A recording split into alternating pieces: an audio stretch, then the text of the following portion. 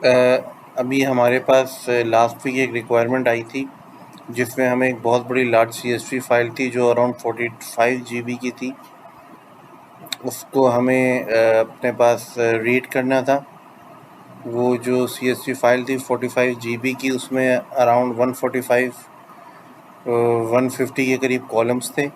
हमें उन 150 कॉलम में से डाटा चाहिए था जस्ट 3 कॉलम्स का, और उसको अपने पास हमें एक्सट्रैक्ट करके और उसके लिए पे हमें फर्दर अपने ऑपरेशन परफॉर्म करने थे जस्ट स्पेसिफिक 3 कॉलम्स पे। तो हमारे लिए बहुत हमने इसको नेट पे बहुत ढूंढा, हमें कोई अपनी ब्रेनस्टॉर्मिंग वगैरह की। तो 45 GB जैसे आपको पता है कि बहुत ज़्यादा डाटा है।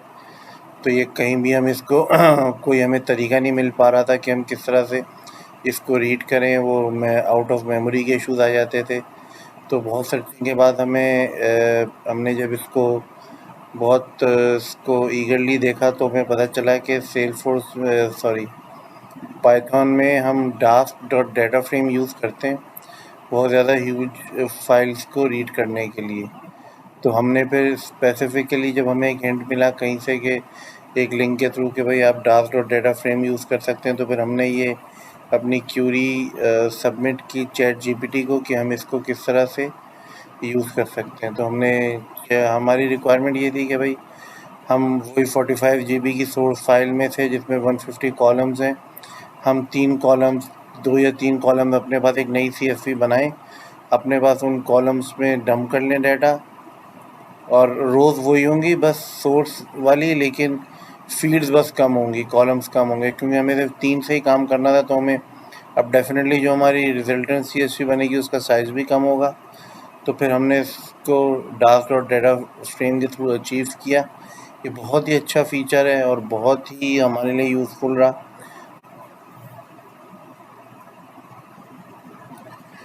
ये कोड है जो चैट जीपीटी ने हमारे साथ शेयर किया है। इसको हम आगे ये हमारा डिटेल कोड है, इसको हम आगे पाइथन में चला के देखेंगे कि अपनी इसमें है ट्विकिंग करेंगे और इसको देखेंगे कि किस तरह से हम ये कोड है जो चैट जीपीटी ने हमारे साथ शेयर किया है, जो हमने अभी जनरेट किया था। अच्छा, अब हम इसको इसमें हमने एज़ पर आवर रिक्वायरमेंट्स हमने इसमें कुछ चेंज किए हैं, कुछ अपडेट्स किए हैं, वो भी मैंने लाइन कमेंट की हुई है। मैं उन लाइन को अनकमेंट करता हूँ कि सबसे पहले हमने ये डी टाइप्स हमारी रिक्वायरमेंट ये है कि हम CSV रीड करें, स्पेसिफिक कॉलम रीड करें, और अब हमने उन कॉलम्स की टाइप बता दी कि क्या क्या होगी। तो हमने ये जो इसने जो हमें रीड CSV दिया है, मैं इसको कमेंट करता हूँ, और जो हमारी रिक्वायरमेंट के मुताबिक है, क्योंकि हमें स्पेसिफिक कॉलम रीड करने हैं।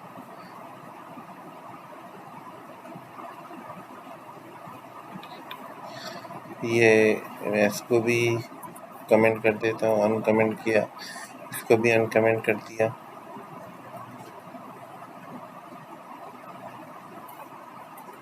अच्छा, यहाँ पे ये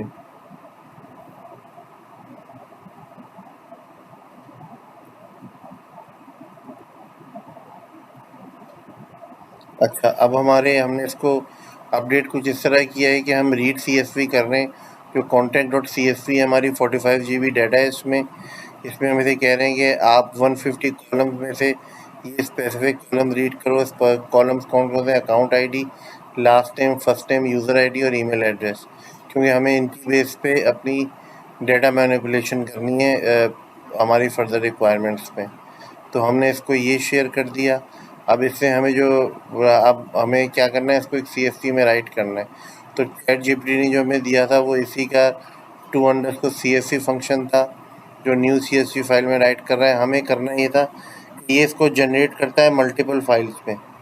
हमें क्या चाहिए था कि ये एक ही फाइल में राइट करे। तो हमने इस फंक्शन इसका एक मेथड होता है जो होता है single underscore file is equal to true. अब हमने ये सिंगल फाइल ट्रू कर दी तो ये न्यू फाइल के नाम से फाइल बनाएगा, और एक ही फाइल में जितना डाटा यहाँ से इसने उठाया इन 3 कॉलम में, इनमें CSV में फिल कर देगा। तो ये हमारे पास रनिंग एग्जाम्पल है, इसको अब आप चला के देख सकते हैं।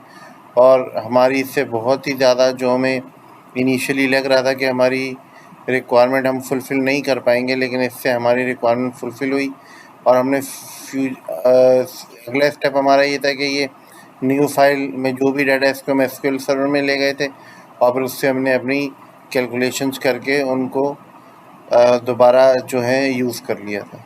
Thank you.